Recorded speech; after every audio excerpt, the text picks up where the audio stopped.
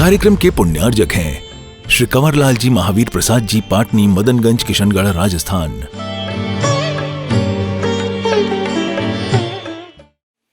नित्यं ध्यायन्ति योगिनः कामदं मोक्षदं चैव ओंकाराय नमो नमः। श्वास ऊपर की ओर लेते हुए अरहम का स्मरण अपने माथे पर सफेद रंग में करें।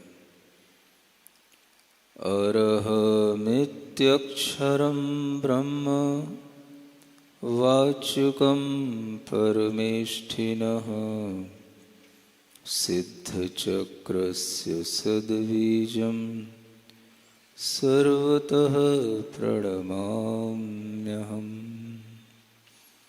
अनंतानंत सिद्ध परमेष्ठी भगवान की, देवादिदेव आदिम तीर्थंकर श्री ऋषभनाथ भगवान की, वर्तमान शासन नायक श्री वर्धमान महावीर भगवान की, परम पूज्य आचार्य गुरुवर श्री विद्यासागर जी महाराज की, आचार्य श्री समय सागर जी महाराज की। हम लोग प्रणेता मुनि श्री प्रणम्य सागर जी महाराज की, समस्त मुनि संघ की। पार्श्व कथा का मंगलाचरण। मोह महात्म दलन दिन तप लक्ष्मी भरतार ते पारस परमेश मुझ हो सुमति दातार। वामानंदन कल्पतरु जयो जगत हितकार मुनि जन जाकी आस करी जाचे शिव फल सार। मंगल भवन अमंगल हारी पारसनाथ जगत हितकारी सुख संपत सब ही घर आवे जो भविजन पारस गुण गावे। भगवान पार्श्वनाथ की यह कथा उनके पूर्व जीवन के जीव के साथ चल रही है, जिन्हें हम आनंद मुनि महाराज के रूप में बहुत दिनों से सुनते हुए आ रहे हैं। और वह आनंद मुनि महाराज अपने अंतरात्मा में धर्मों का पालन करते हुए अपने हृदय को 10 धर्मों से सुशोभित करते हुए आगे बढ़ रहे हैं। उनके उसी जीवन के साथ जुड़ते हैं जिसमें वह मुनिराज होकर के भी 22 परीक्षाओं को सहन करके भी प्रति समय 10 धर्मों के माध्यम से अपनी हृदय को और अपनी अंतरात्मा को पवित्र कर रहे हैं। आपके लिए वही 10 धर्म का कुछ वर्णन कल भी सुनाया था, आज भी चल रहा है। और वही 10 धर्म जो आपने पहले भी सुने होंगे, आज भी सुन सकते हैं। धर्म को सुनने की रुचि तो हमेशा भव्य जीव में बनी ही रहती है। और वह धर्म का व्याख्यान कितना ही बड़ा, कितना ही लंबे समय तक चल सकता है, क्योंकि जो भाव तीर्थंकरों ने दिए हैं वो भाव छोटे नहीं होते हैं, वो भाव बहुत बड़े होते हैं। ऐसे ही उन भावों को पढ़ते हैं पेज नंबर 66 पर कामनी पर दरब मझार जो विरक्त बरते छल छार। अंतर शुद्ध होय सर्वं सोई सोच धर्म को अंग। मन समेत जो इंद्री पंच इनको शिथिल करे नहीं रंच। प्रस्थावर की रक्षा जोय संजम धर्म बखान्यो सोय। यह 10 धर्मों का पालन करते हुए उत्तम शौच धर्म और उत्तम संयम धर्म का भी वह पालन करते हैं। शुचिता उनके जीवन का धर्म बन गया, यानी उनके जीवन का स्वभाव बन गया। और वह शुचिता किस मायने में है? तो यहाँ पर केवल 2 चीज़ें लिखी हैं। अपने अंतरंग को पवित्र बनाने के लिए केवल ये 2 चीज़ें आवश्यक हैं जो यहाँ बताई जा रही हैं। हर कोई व्यक्ति ये चाहता है कि मेरा जीवन पवित्र बने। पवित्र समझता क्या होता है? अपवित्र ना बने तो पवित्र बने। अपवित्र किस कारणों से बन जाता है? जिन कारणों से अपवित्र बनता है उनसे अगर हम बचे रहे तो जीवन पवित्र बन जाता है। जो पवित्र होता है वही स्वच्छ होता है, पावन होता है। और जीवन की वह पवित्रता मन की स्वच्छता से आती है। जब भी कभी हम किसी स्थान विशेष को पवित्र बनाना चाहते हैं तो हम क्या करते हैं?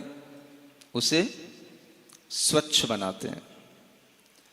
हम कह सकते हैं कि जो स्थान जितना स्वच्छ होगा वह स्थान उतना ही पवित्र भी होगा। स्वच्छता के लिए हम उस स्थान को किसी भी तरह से साफ करते हैं, उसको अच्छे द्रव्यों से सिंचित करते हैं, उसके लिए हम किसी भी तरह का और कोई अपवित्र वहाँ पर न व्यक्ति आ जाए न वस्तु आ जाए उससे उसको बचाते हैं। तो इसके माध्यम से वह स्थान अपने आप में क्या बन जाता है? पवित्र बन जाता है, स्वच्छ बन जाता है, पूत बन जाता है, मंगल बन जाता है, शुभ बन जाता है। ये सब उस स्थान की विशेषताएं अपने आप बन जाती हैं। किससे? स्वच्छता से। जितना अच्छा वातावरण होगा उतना ही वह स्थान पवित्र होगा। इसी तरह से आचार्य कहते हैं अपने हृदय को पवित्र बनाइए। किसको? हृदय को। क्योंकि हृदय हमारी आत्मा की संवेदनाओं से जुड़ा हुआ होता है। आत्मा को पवित्र बनाने का मतलब ही है हृदय को पवित्र बनाना। और हृदय को पवित्र बनाने के लिए कुछ ज्यादा नहीं करना, सिंपल सी 2 चीजें। क्या है? एक पर कामिनी और एक पर द्रव्य। क्या सुना? 2 चीजें हैं। पर कामिनी माने पर स्त्री, और पर द्रव्य माने दूसरे का धन आदि कोई वस्तुएं। बस इनसे क्या करना है? इनसे विरक्त रहना, इनसे दूर रहना। हृदय की पवित्रता के लिए, शुचिता के लिए बस इतना सा आपको करना है और आपका हृदय क्या होगा? पवित्र रहेगा। आप सोचो ये चीजें कितनी अच्छी हैं जनमानस के लिए, और उस जनमानस के मन को पवित्र बनाने के लिए कितने अच्छे ये भाव हैं। व्यक्ति केवल इन 2 चीजों से अपने को विरक्त कर ले, उसके हृदय की पवित्रता बनी रहेगी। क्या करना है उसको? चीजें कोई हृदय तक नहीं पहुंचती, केवल हृदय के विचार उस चीज से, उस वस्तु से जुड़ जाते हैं। पर स्त्री को देखकर पर स्त्री के विषय में चिंतन नहीं लाना, उसको अपने हृदय में स्थान नहीं देना।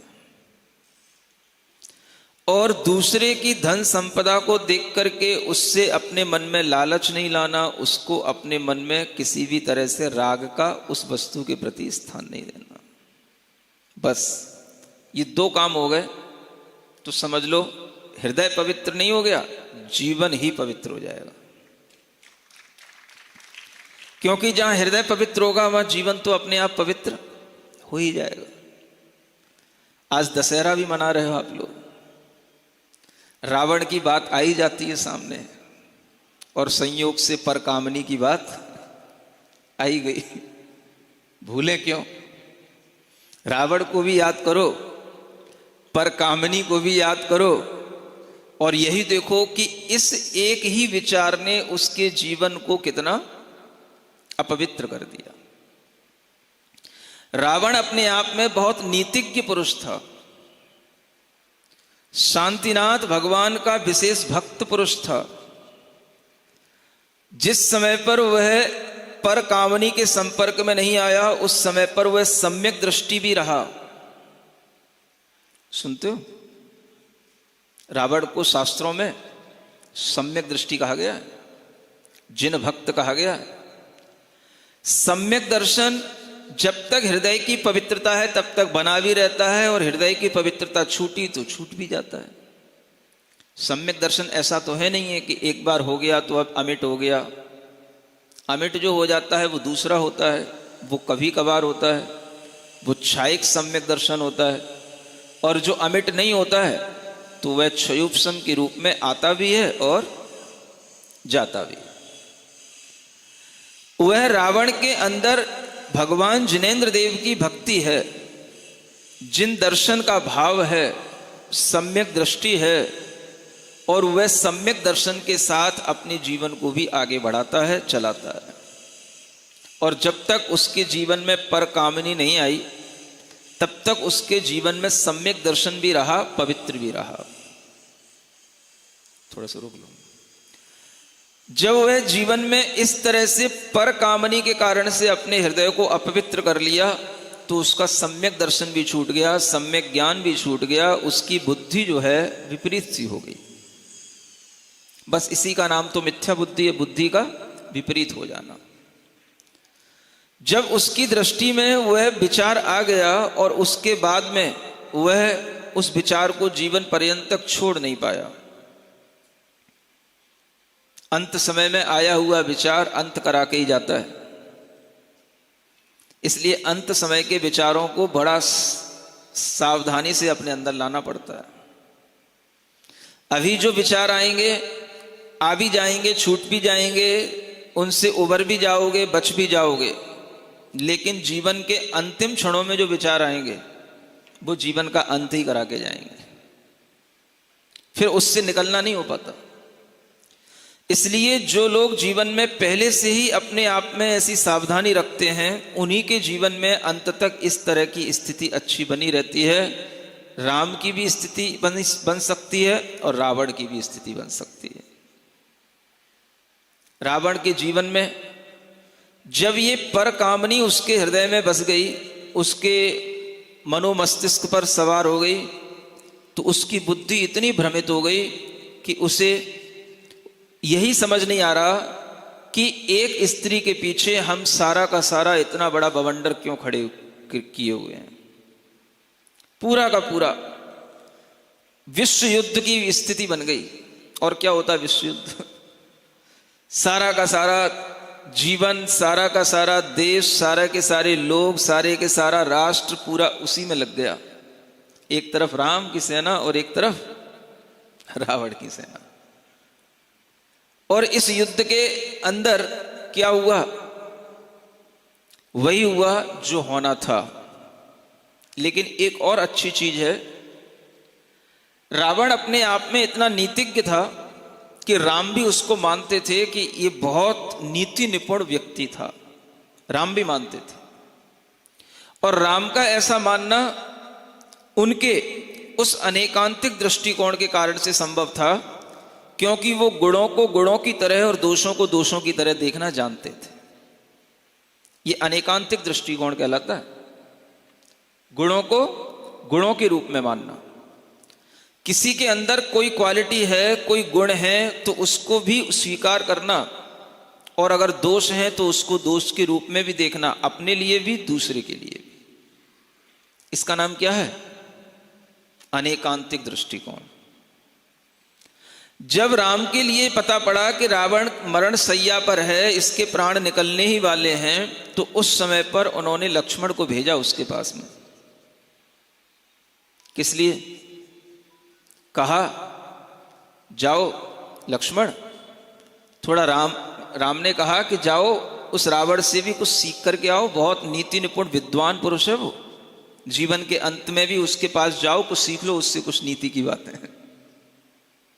तो लक्ष्मण जी गए और वह जहां पड़ा हुआ था, लेटा हुआ था, अंतिम सांसें गिन रहा था, तो उसके सिर पर जाकर के वो खड़े हो गए, उसके सिर के पास, मैं लक्ष्मण हूं, आ गया हूं, देख ले वो। तो रावण देखता रहा। लक्ष्मण ने पूछा भी कि मुझे बड़े भाई ने भेजा है, आपको कोई अगर मुझे अंतिम संदेश देना हो, उपदेश देना हो, कोई नीति की बात बताना हो तो बता दो, मैं अपने बड़े भाई को जाके बता दूंगा। तो रावण कुछ नहीं बोला। लक्ष्मण जी लौट गए और राम के पास पहुंच गए। कहने लगे, आप तो कहते थे बहुत नीति निपुण है, काहे का नीति निपुण, कुछ तो आता नहीं, कुछ तो बोला नहीं। मैं उसके पास खड़ा भी रहा, उससे प्रार्थना भी करता रहा, तो भी उसने कुछ बताया नहीं। तो राम जी ने कहा कि तुम कहां खड़े थे? कहां खड़े थे? उसके बिल्कुल पास में खड़ा था। पास में कहां? अरे बिल्कुल उसकी आंखों के पास, उसके सिर के पास। यही तो बात है। वो इतना नीति निपुण है, इतना विद्वान है कि वो जानता है कि अगर तुम उसके सिर के पास खड़े हो तो वह तुम्हें कुछ नहीं देगा, क्योंकि जो सिर के पास खड़ा है वो कुछ ले नहीं सकता है उससे। किसी से अगर कुछ लेना है, किसी से कुछ विद्या हासिल करना है, किसी के पास से कुछ ज्ञान लेना है, कुछ सीखना है, तो उसके सिर पर नहीं खड़ा होना पड़ता लक्ष्मण, उसके चरणों में, उसके पैरों के पास खड़ा होना पड़ता है। जाओ अब की बार और जाकर के उसके पैरों के पास खड़े हो जाना, तब उससे प्रार्थना करना, बहुत अच्छी बातें बताएगा। अब राम को जब इस तरह से विचार आया तो उन्होंने लक्ष्मण से कहा, और लक्ष्मण को कहा तो लक्ष्मण और राम की बात ना माने, ऐसा तो हो ही नहीं सकता। तो लक्ष्मण जी फिर गए, फिर वह रावण के पास गए और अब की बार वो पैरों के पास जाकर के खड़े हो गए और उसके लिए हाथ जोड़ करके प्रार्थना करके कि मुझे राम जी ने भेजा है, बड़े भाई ने भेजा है, आपसे कुछ सुनना है, कुछ अंतिम बात आपको बताना है, क्या बताना चाह रहे हो आपसे मैं निवेदन कर रहा हूं। तब वह रावण उन लक्ष्मण जी से कहता है, भाई सबसे बड़ी तो नीति की बात यही है कि किसी भी व्यक्ति को अगर हम शत्रु के रूप में देख रहे हैं तो एकांत रूप से उसे कभी शत्रु के रूप में ही मत देखना, उसके अंदर भी मित्रता का भाव आ सकता है। यह बात तुम्हें अपने बड़े भाई राम से भी सीखने को मिली है और यही बात मैं तुम्हें सिखा रहा हूं। क्या मतलब? राम ने मुझे इतना योग्य समझा और तुम्हें मेरे पास भेजा, ये राम के अंदर का ये अनेकांतिक दृष्टिकोण है। यही अनेकांतिक दृष्टिकोण हमें हमेशा जीवन में काम लाना चाहिए। यही मैं तुम्हारे लिए अंतिम उपदेश, अंतिम संदेश दे रहा हूं। ये रावण का संदेश था अंत का। किसी को भी एकांत रूप से शत्रु नहीं मानना, और शत्रु में भी मित्रता का भाव अगर सीखना हो तो इसी तरह से सीखना जो राम ने हमें सिखाया, और अंत अंत में भी वो राम की प्रशंसा करके ही उसके प्राण पखेरु उड़े। पता है आपको? नहीं पता। तब लक्ष्मण को समझ आया, देखो किसी से अगर हमें कुछ ज्ञान लेना है, दो शब्दों का भी ज्ञान लेना है, तो हमें उसके पास बैठना होता है, उसके चरणों में बैठना होता है। और वो उसके चरणों में वो बैठे, तब उन्हें लक्ष्मण जी को ज्ञान मिला और उन्होंने जाकर के राम को बताया। रावण का अंत तो हो गया, लेकिन रावण को अंत अंत तक भी इस बात का पछतावा रहा कि मेरी एक गलती, जिसको मैंने गलती नहीं माना, उसके कारण से ही ये सब कुछ गलत हो गया। और ये उसकी समझ में आ चुका था। लेकिन जिसे कहते हैं हठता, हठ, वो हठ उसके अंदर इस तरह की आ गई कि उसके जीवन के अंत में उस हठ ने ही उसके जीवन का अंत कर दिया। और ये हठ किस कारण से आ गई? तो पर स्त्री के कारण से आ गई। उसके जीवन में ये जो अपवित्रता का भाव आया, ये इतना बड़ा भाव फैल गया, अपवित्रता का भाव, कि आज भी कोई अपने बच्चे का नाम रावण नहीं रखता। नहीं समझा? बिना नाम का रह जाएगा बच्चा, लेकिन बच्चे का नाम कोई रावण नहीं रखता। राम रख सकता है, हरिओम रख सकता है, सब रख सकता है, लेकिन रावण नहीं रखता। जबकि रावण का नाम किस बात से रावण पड़ा? वह जब एक बार बहुत जोर से चिल्लाया था, जब उसे बाली मुनि महाराज ने उसके लिए दबा दिया था पर्वत के नीचे, तब वह चिल्लाया था, तब उसका नाम रावण पड़ा था। रौती इति रावण है, जो रोए उसका नाम रावण है, ये व्याकरण के अनुसार।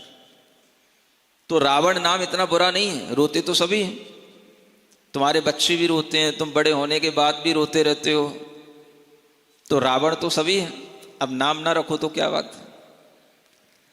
पर स्त्री, पर कामनी की उस भावना ने उसके जीवन को इतना अपवित्र बना दिया कि वह युगों युगों तक, कितने वर्ष बीत गए, आज भी उस रावण का नाम लेते ही लोग नहीं भी कुछ जानते हो तो भी उनके मन के अंदर विचार आ जाता है कि रावण माने ये अमंगलकारी नाम है, ये अपवित्रता का नाम है। इतना प्रभाव पड़ता है भावों का। और यह अपवित्रता अगर भीतर से निकल जाती है तो इसी से ही जो पवित्रता आती है, तो पवित्रता इन्हीं दो कारणों से आती है, और कोई कारण नहीं है। एक सरल भी है और कठिन भी है। सरल क्यों है? दो ही तो बातें हैं, दो ही तो विचार हैं। अगर दो विचार अपने मन में न आए तो सरल है। कठिन क्यों है? आते नहीं है, आते आते भी भाव बिगड़ जाते हैं। और कुछ ना कुछ यह पर कामिनी और पर द्रव्य की स्मृति और उसकी लालसा जो अंतरंग में बनी रहती है, यही अपने हृदय को अपवित्र बना देती है। ये हृदय की अपवित्रता से बचना, इससे विरक्त होना, इसका जो मन में भाव रहता है वही कहलाता है मन की शुचिता, मन की पवित्रता, अंतःकरण का पवित्र होना, इसी को कहते हैं। यह हृदय की पवित्रता आप सोचो केवल इस विचार पर निर्भर है, और कोई शुचिता, शौच धर्म और कुछ चीज नहीं है। समझ रहे? एक गृहस्थ भी अपने आप को पवित्र रख सकता है, एक साधु भी अपने आप को पवित्र रख सकता है। उसे पवित्र रखने के लिए, रहने के लिए सिर्फ यही दो विचार चाहिए। एक तो दूसरे के संपत्ति पर अपना कोई भी लोभ लालच नहीं होना। किन्हीं दूसरों के हम मकान में घूम करके आ गए, किन्हीं की हम बड़ी बड़े हवेलियां देख करके आ गए, किन्हीं के हम बड़े बड़े बंगले देख करके आ गए, और मन में विचार आया ऐसा हमको भी मिल जाए। तो क्या कर लिया आपने? मिल गया? क्या कर लिया? हृदय को हमने अपवित्र बना लिया। दूसरे के वैभव को, धन को अपने लिए प्राप्त करने की इच्छा करना, यही हृदय की अपवित्रता है। और इस अपवित्रता से बचना है तो क्या? विरक्तता का भाव। भाई दूसरे का है, वह दूसरे का है तो दूसरे का ही है, वो दूसरे का ही रहे, हमें नहीं चाहिए। हमें अपने मन में उसको हत्याने का, ना उसके लिए लालच करने का कोई भाव नहीं है, तो हृदय हमारा विरक्त होने से ही पवित्र रहेगा। ये विरक्ति का मतलब ये उससे दूर हटना, और उसमें आसक्त होना माने उसी में लीन होना। जैसे किसी स्थान की अगर आप सुरक्षा कर देते हैं, उसको स्वच्छ बना देते हैं, तो वो स्थान पवित्र हो जाता है। तो फिर आपको उस स्थान से बचाने के लिए, उसको उसकी पवित्रता से बचाने के लिए क्या करना पड़ता? यहां पर कोई भी अपवित्र वस्तु मत लाना, कोई भी तरह के यहां पर जूते, चप्पल, झाड़ू, कोई भी अपवित्र वस्त्र, न वस्त्र लाना, न वहां पर कोई भी व्यक्ति को लाना। जब तक नहीं है तब तक वो स्थान पवित्र है। और जैसे ही कोई आ गया और आप भी उसी के साथ लग गए तो ये लगना ही उसकी अपवित्रता है, और उससे दूर रहना यही उसकी पवित्रता है। समझ में आ रहा है? और जब कोई दूर नहीं रहता, कोई घुसाई चला आता है, तब फिर उससे करना पड़ता, रुको रुको रुको, छी छी छी छी छी, बचो बचो बचो बचो बचो। तो ये क्या है? ये हम उससे बचना चाह रहे हैं, ये हम उससे विरक्त होना चाह रहे हैं, और वो व्यक्ति समझ नहीं रहा है, वो अपने में घुसता चला जा रहा है। तो यही अपवित्रता और पवित्रता के बीच का अंतर है। जैसे किसी स्थान विशेष की शुद्धि के लिए, चौका की शुद्धि के लिए ये पवित्रता को बनाए रखना आवश्यक है, उसी तरह से अपने हृदय को भी पवित्र बनाए रखने के लिए यह आवश्यक है। अब यह बन गया। एक बार अगर हमने इस पवित्रता को बनाने का अपने लिए मन बना लिया, तो इसी के बाद में वह संयम का भाव आता है। संयम का मतलब, अब आप उस स्थान पर हैं, आपके पास 5 इंद्रियां हैं, मन है, और आप अब मन से भी अपनी सीमा के बाहर ना जाएं।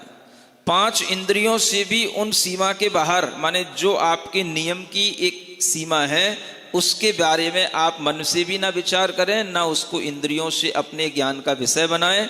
तो ये संयम के माध्यम से उसकी पवित्रता बनी रहती है। ये क्या कहलाया? ये संयम कहलाया। संयम क्या? अब मानो आप जिस चौके को सुरक्षित करके, उसे पवित्र बना करके उस स्थान पर बैठे, और उसी स्थान पर आपका बच्चा भी एकदम से घूमते घूमते आ गया, है ना? आपने उस बच्चे को पहले तो रोका, और फिर वो नहीं रोका, तो अब आपको क्या करना पड़ेगा? अगर वो बच्चा उस बाउंड्री के अंदर आ गया जिसको आपने पवित्र बनाया है, चौका जिसको बोलते हैं, चौका मतलब क्या होता है? चौका, चौक से जहां लाइन खींचती जाए उसका नाम चौका होता है। नहीं समझ आया? क्या लाइन? वो लाइन भी लक्ष्मण रेखा होती है। एक लाइन खींच देते थे पहले लोग, बस ये इतना स्थान, इसमें घुसना नहीं, इसमें वही बैठेगी जो वहां पर भोजन आदि को बना रही है, महिला, बस, और कोई भी अंदर नहीं आएगा। धीरे धीरे बच्चे को भी ऐसा ज्ञान हो जाता कि अगर ये लाइन खिंची हुई है तो उसके अंदर ना आए। एक बार अगर उसको बता दिया ये लाइन खिंची है, इसके अंदर नहीं आना, तो वो दोबारा आता नहीं है। सुन रहे हो? आजकल कुछ है चौका वोका है? कुछ नहीं है कि पूरा चौराहा ही चौका हो जाता है। ये चौका का मतलब एक बाउंड्री बना देना, एक 4 दीवारी के अंदर भी हमारे लिए ये विचार होना कि ये स्थान पवित्र है, यहां पर आवागमन अशुद्ध लोगों का नहीं होगा। समझ आ रहा? अशुद्ध कपड़े पहने हुए भी उस स्थान से ना निकलें, अशुद्ध वस्तु भी उस स्थान को स्पर्श ना करे, झाड़ू पोंछे उस स्थान पर जो कॉमन होते हैं वो झाड़ू पोंछे अलग होते हैं, पूरे घर के होते हैं, और चौका क्या होता है वो अलग होता है कि नहीं होता? कि उन्हीं हाथों से चौके में बैठे थे, उन्हीं हाथों से जो है बाहर गए, और जो पूरे घर का क्या वो पोंछा था उसी को उठा के चौके में ले आए। तो वो आपने क्या कर दिया? और उसको अपवित्र कर दिया उस स्थान को। ये बातें ख्याल में रहती हैं कि नहीं? अरे महाराज, ऐसी छोटी छोटी बातें कौन सुनता है, कौन सोचता है? ये छोटी बातें नहीं होती, ये बड़ी बड़ी बातें इसलिए बन जाती हैं क्योंकि अगर आप इन शुद्धियों का ख्याल नहीं रखेंगे तो आपके द्वारा निर्मित वह भोजन पवित्र नहीं बनेगा। वह पवित्रता बनाए रखने के लिए आपको संयम भी बनाए रखना पड़ेगा। संयम का मतलब है कि अगर वह कोई भी बच्चा या वस्तु कोई उसके पास तक आ रही है उस लाइन के अंदर, तो हम उससे उसको बचा करके रखें। तो कभी कभी ऐसा भी होता था कि जो महिला है, जो माँ है, जो उस 4 लाइन के अंदर वह भोजन बना रही है, अगर उसने देखा कि छोटा बच्चा आ रहा है और वो सुन नहीं रहा है, मान नहीं रहा है, तो वो उस स्थान को छोड़ के बाहर आ जाती बच्चों को पकड़ने के लिए। नहीं समझ में आया? क्योंकि कम से कम वो स्थान तो पवित्र बना रहे, और वो ही उसके अंदर आ गया तो फिर वो स्थान अपवित्र हो जाएगा। यही विचार हमें बनाए रखने का नाम है संयम। संयम का मतलब हमारे पास इंद्रियां हैं, इंद्रियों के भोग होते हैं, इंद्रियों के सुख होते हैं, मन के विकल्प होते हैं, उन सब में भी फिर आगे इस तरह से कभी भी नहीं पड़ना, इसका नाम है संयम। तो मन के अंदर एक बार अगर पवित्रता बन गई तो उसे बनाए रखने के लिए संयम बनाए रखना बहुत जरूरी है। तो संयम का काम क्या है? उस पवित्रता को आगे निरंतर बनाए रखना। समझ आ रहा है? आपने आज कोई अच्छा विचार कर लिया, आज आपके लिए अभी अच्छा भाव आ गया, और यहां से उठ करके जैसे ही आप बाहर गए तो आपके मन में, आपकी इंद्रियों में तुरंत सब तरह के भोग उपभोग के भाव आ गए, तो आपकी पवित्रता वहां जाकर के तुरंत खंडित हो गई। अब वो बनी रहे तो कैसे बनी रहेगी? वो ही control of mind, control of senses, उसी को कहते हैं संयम। समझ आ रहा है? तो ये धर्म कहा है। धर्म क्यों है? जब तक आपने इसको अपनी आत्मा में धारण किया है तब तक ये आपके लिए धर्म है, और जैसे ही आप इसको छोड़ दोगे वो आप भीतर से आपके लिए वो धर्म ही अधर्म हो जाएगा। विचार करो कि ऐसे ऐसे भी लोग होते हैं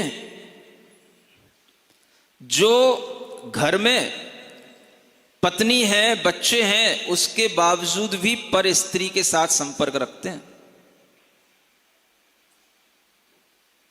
कौन लोग होते हैं वो?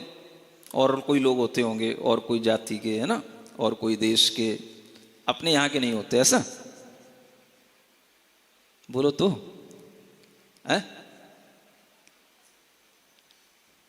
तुम्हारे मोहल्ले में नहीं होते? तुम्हारे जयपुर में नहीं होते? कि राजस्थान में नहीं होते?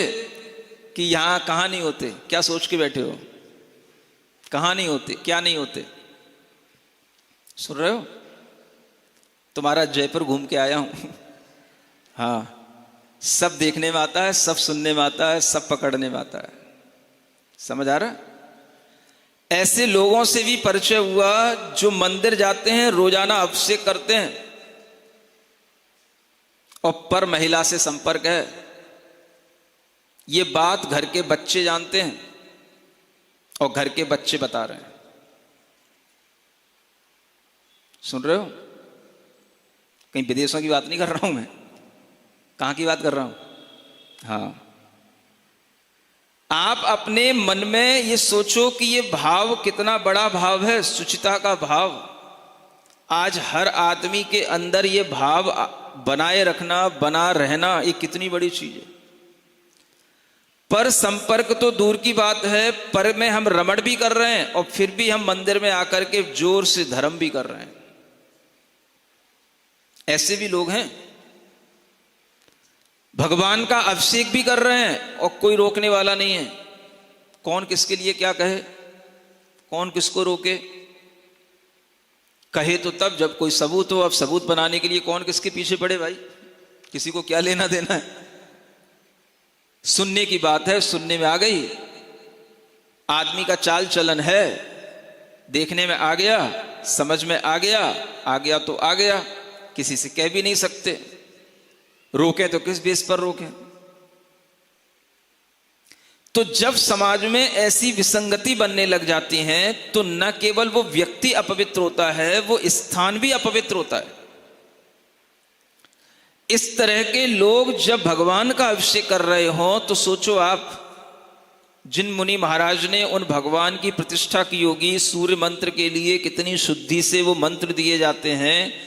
इसीलिए गर्भालय में जाने के लिए ऐसे विधान बनाए जाते हैं कि लोग वहां ऐसे कपड़ों के साथ ना पहुंचे, वैसे कपड़ों के साथ ना पहुंचे, और वहां पर ऐसे लोग अपने आप पहुंच करके सबसे पहले लोटा डालते हैं। समझ आ रहा? ये शुचिता इसलिए कठिन है। अगर मन में संयम नहीं है, इंद्रियों पर संयम नहीं है, तो ये शुचिता कठिन है। और अगर मन में संयम है और उसका विचार है कि ये धर्म हमारे लिए पालन करना है, तो ये बड़ा सरल है। आज इतना बीभत्स वातावरण बनता चला जा रहा है कि घर में पति पत्नियों के जो चरित्र हैं वो सही रहें, ये बहुत मुश्किल की बात हो गई। रावण जलाने तो सब पहुंच जाएंगे, जय जय श्री राम करने सब पहुंच जाएंगे, लेकिन किसी को अपने मन में देखने का ख्याल नहीं आता कि रावण कहां है। उसने तो केवल मन में विचार किया था, केवल उसने उसको छोड़ के रखा था कि जब तक ये मुझे स्वीकार ना करे। और ऐसे ऐसे लोग हैं जो लिप्त रहते हैं इन कामों में, और फिर भी वह रावण जलाने पहुंच जाते हैं। होना तो ये चाहिए कि रावण ही उनके ऊपर गिर पड़ना चाहिए, रावण ही उनको जला देना चाहिए। ऐसे लोगों के लिए कैसे कहा जाए कि ये पवित्रता का वातावरण निर्मित कर पाएंगे अपने घर में कि अपनी समाज में? और ये लोग बढ़ रहे हैं। व्यक्ति के अंदर इस तरह का पाप बढ़ रहा है, और ये पाप खुले रूप में भी बढ़ रहा है। व्यक्ति अब इतना बेशर्म हो चुका है कि अगर उसके घर में उसकी पत्नी को भी पता है तो भी वो बता भी देता है। बता क्या कर लेगी तू, है तो है। बच्चों को भी पता है तो अब क्या कर सकते हैं? तुम्हारा बाप तो मैं ही हूं, पापा तो तुम्हें मुझे ही बोलना है। मेरा मन, ये स्थितियां बनी हुई हैं और घर में कोई कुछ कह नहीं पा रहा है। सब संकोच कर रहे हैं, और इस तरह से घर के व्यक्ति इस तरह से चल रहा है, चलता रहता है। कभी कभी तो ऐसा भी हो जाता है कि घर के बच्चे भी जब देख लेते हैं कि इस तरह से हो रहा है, वो भी अपने मनमानी कर लेते हैं, और कभी कभी तो पत्नी भी मनमानी कर लेती है। अब सोचो अब क्या बचा। आप मन में विचार कीजिए कि ये धर्म केवल 10 दक्षिण के दिनों में आते हैं या केवल हमारे जीवन में हमेशा साथ रहने वाले हैं? साथ कब रहेंगे? केवल एक दिन पूजा करने से साथ थोड़ी ना हो जाएंगे। इन्हें साथ रखने के लिए अपने मन में कुछ तो संकल्प, कुछ तो विचार अच्छा रखना ही पड़ेगा कि मन के अंदर कौन सा वह विचार है जो अपवित्र बनाए, और वो अपवित्र अगर एक बार हो जाए तो दोबारा ना हो पाए, ऐसा संयम उसके लिए बना करके रखना।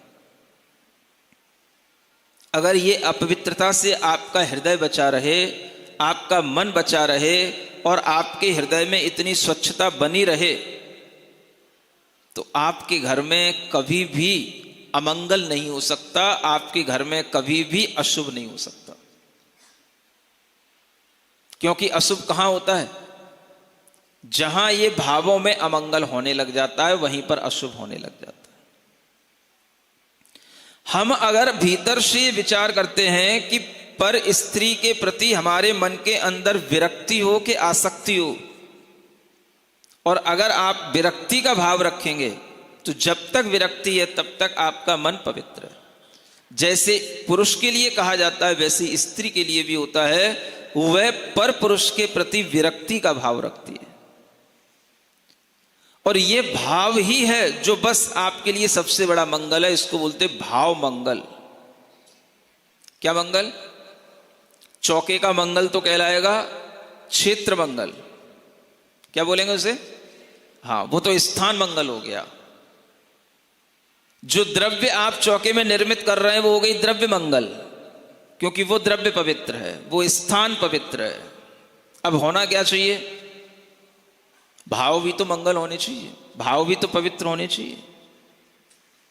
अब ऐसे लोग भी अगर कभी मुनि महाराज को आहार देने आ गए और आहार दे दिए तो उन्हें कौन रोकेगा बताओ? नहीं समझ आ रहा? जब कुछ किसी के लिए कभी कोई बता भी देता है, कुछ कह भी देता है, लेकिन जो व्यक्ति और कैसे वो फार्म सबके पास तक पहुंचे और कौन उस फार्म को भरे, तब जाकर के एंट्री हो कि भाई अब तू अंदर जाना है। क्यों भाई कटारिया जी कुछ सोच रहे हो? कुछ व्यवस्था अब मैं चौके में क्या क्या पूछूंगा, मैं हूं करूंगा तो वो क्या करेगा? महाराज ये दाल नहीं ले रहे हो, ले उसको उठा अल्लाह पीछे रख दो, वो यूं और उठा के रख देगा, मैं तो मर ही जाऊंगा तो मैं चौके में क्या उससे बोलूंगा, क्या पूछूंगा उससे? वही तो करूंगा। वो हूं करते ही सबसे पहले जो उसके हाथ में वो पीछे रखता है, वो महाराज ये नहीं ले रहे। समझ आ रहा है? तो मैं जही हूं करता रहूंगा तो अंजलि में कुछ नहीं आएगा खाली लौट के आना पड़ेगा हमें। तो इसलिए हम क्या बनाएंगे, हम क्या कर सकेंगे बताओ? जब चौके में एंट्री होती है उससे पहले तो कोई दिखता नहीं है, और एंट्री होने के 5 भी लोग होंगे, 10 भी लोग होंगे, तो अगर सामने घेरा बना करके खड़े हो गए तो वो इतना उपद्रव सा लगता है कि वही 10 लोग एक एक करके आएंगे, देंगे तो 4 बार भी आहार दे लेंगे। लेकिन अगर वो सामने खड़े हो गए तो इतनी घबराहट होने लग जाती है कि वो समझते नहीं है। ना तो सामान लेने ले जाने वालों की शुद्धि बचती है, वही जगह होती है खड़े होने की उनकी, और वही जगह होती है सामान लाने ले जाने वालों की। तो सबके ऊपर से, कहीं कब की गर्दन के नीचे से, किसी के नाक के नीचे से वो सामान निकलेगा, सब खुला हुआ रहेगा, ना कोई उसको ढकने की कोशिश करता है, ना कोई सेफ्टी है, ना कुछ है। बस मन शुद्धि, वचन शुद्धि, काय शुद्धि, आहार जल शुद्ध है, सामान हाथ में लेकर के। समझ रहे हो? अब ये किस किस को समझाया जाए? समझदारी तो व्यक्ति की स्वयं की होती है। स्वयं ही व्यक्ति अपने आप में विचार करे कि हम जब इतनी पवित्र क्रिया करने के लिए जा रहे हैं तो हम उस स्थान की भी पवित्रता बनाए रखें, अपने आप को कंट्रोल में रखें। और अगर ऐसा कुछ है कि हम अगर आहार देने के लिए पवित्र स्थान पर गए हैं और हमसे वहां पर भाव शुद्धि कहने को कहा गया है, तो केवल कहने को ही कहा गया है क्या? एक बच्चा आया था सामने, तो मैंने उससे पूछा कहां से आए हो, तो बोला नहीं। तो उसके पापा ने पूछा कहां से आए हो, बोलो बोलो बेटा बोलो। तो बोलने लगा कहां से आए हो। तो बच्चा बोलने लगा कहां से आए हो। तो मुझे लग रहा है ऐसे ही बच्चों ने खेल चल रहे हैं ये सब नहीं समझ में आया? मन शुद्धि बोलो तो मन शुद्धि बोल दी, वचन शुद्धि बोलो वचन शुद्धि बोल दी, काय शुद्धि बोलो काय शुद्धि बोल दी। तो ये बचकों ने खेल चल रहे हैं कि इन खेलों के पीछे भी कुछ रहस्य हैं, कुछ भाव हैं, कुछ पवित्रताएं हैं। ये पवित्रता व्यक्ति को स्वयं में अपने अंदर निर्धारित करनी चाहिए, और स्वयं ही उस व्यक्ति को ये विचार करना चाहिए कि हम अगर कहीं जा रहे हैं इस तरह की आहार आदि करने के लिए, तो हम अपने आप को इस तरह से नियंत्रित रखें, भाव भी मंगल रखें। अगर कुछ है, कुछ हमने गलत कर रखा है या कर लिया है, तो हम आगे पीछे उसकी आलोचना करें, प्रायश्चित कर लें। इस तरीके का अगर विचार आता है तो पवित्रता बनी रहती है। और कोई आलोचना नहीं, कोई आलोचना मतलब अपने ही दोषों की आलोचना करना, निंदा करना, ये आलोचना कहलाती है। वो कर लिया जाए तो जाकर के वो पवित्रता बनी रह सकती है। अब भाई फॉर्म भराने की बात तो है नहीं है, चार्ज तो लग नहीं सकता है, रजिस्ट्रेशन तो आहार के लिए हो नहीं सकता है कि भाई तुम ही आहार दोगे। नहीं समझ में आ रहा है? अब सोचो ये कितनी विचित्र बात है। इसको समझने के लिए आपके मन के अंदर ये विचार होना चाहिए कि हम अपने मन को शुद्ध और पवित्र अगर बना करके रखेंगे तभी हम आहार आदि देने की क्रिया के योग्य होते हैं, है ना? ये विचार सब लोग रखें। और अगर ये विचार नहीं रहेगा तो वो एक तरह से भाव अशुद्धि माने सब अशुद्ध हो गया। अब लोगों के लिए कोई कहेगा नहीं, आप अपनी छटनी खुद कर लो। समझ में आ रहा है? अगर जो लोग सुन लेंगे वो तो कर लेंगे, जो नहीं सुनेंगे उन्हें कौन सुनाएगा। अब रोज रोज यही कैसेट तो चलेगी नहीं, ये कैसेट तो कभी कभार ही चलती है। नहीं समझ में आ रहा है? चातुर्मास में पहली बार ही बन रही है ये वाली कैसेट तो एक आधी बार इस तरीके की बात होती है। अब हम इस चीज को समझते रहेंगे तो पवित्रता बनी रहेगी, नहीं तो न पवित्रता है न संयम है। धर्म केवल बस जय जयकार का विषय रह जाता है। धर्म श्रावक भी अपने अंदर धारण करता है और साधु भी अपने अंदर धारण करता है। तो श्रावक के लिए भी धर्म उतना ही महत्वपूर्ण है जितना साधु के लिए होता है ना। तभी जाकर के वह सब क्रियाएं मांगलिक क्रियाएं कहलाती हैं। इस तरह का विचार आप लोग अपने अंदर निरंतर बना करके रखो। जैन धर्म के अंदर सबसे अच्छी बात यह है अपनी गलती की माफी मांग लेना, सच्चाई को स्वीकार करना। अपने हृदय को पवित्र बनाने के लिए आगे हम ऐसा नहीं करेंगे, इस तरह का भी अगर हम संकल्प ले लेते हैं तो भी हमारा हृदय उसी समय पवित्र हो जाता है और हम उस क्रिया के योग्य हो जाते हैं जिस मंगल क्रिया के लिए हम अपने आप को तैयार कर रहे हैं, है ना। तो ये बात आनंद मुनि महाराज अपने मन के अंदर भावना के रूप में, धर्म के रूप में उसका निरंतर उसका संवेदन कर रहे हैं। कौन कर रहा है? उनकी कथा अपन सुन रहे हैं, है ना। तो धर्म, इसीलिए धर्म की कथा अनंत होती है ना। जो 10 लक्षण में सुनी वो अलग थी और यहां सुन रहे हो वो अलग है। इसलिए धर्म हमेशा मंगलकारी होता है। पारसनाथ मंगल भवन अमंगलहारी इसीलिए है ना। मंगल भवन अमंगलहारी पारसनाथ जगत हित सुख संपत्ति सब ही घर आवे जो भविजन पारस गुण गावे। ओम अरहम ओम अरहम ओम अरहम बोल। ओम अरहम ओम अरहम ओम अरहम बोल। सभी कार्य की सिद्धि से तू पहले इसको बोल। सभी कार्य की सिद्धि से तू पहले इसको बोल। ओम अरहम नमः ओम अरहम नमः ओम अरहम नमः ओम अरहम नमः। दूसरी क्लिपिंग। ओम अरहम ओम अरहम ओम अरहम बोल। ओम अरहम ओम अरहम ओम अरहम बोल। सभी कार्य की सिद्धि से तू पहले इसको बोल। तीसरी क्लिपिंग। ओम अरहम नमः ओम अरहम नमः। अभी 5 क्लिपिंग में नहीं सीख पाए हैं। तीसरी ओम अरहम नमः। चौथी क्लिपिंग। ओम अरहम ओम अरहम ओम अरहम बोल। सभी कार्य की सिद्धि से तू पहले इसको बोल। ओम अरहम नमः ओम अरहम नमः। पांचवी। ओम अरहम ओम अरहम ओम अरहम बोल। सभी कार्य की सिद्धि से तू पहले इसको बोल।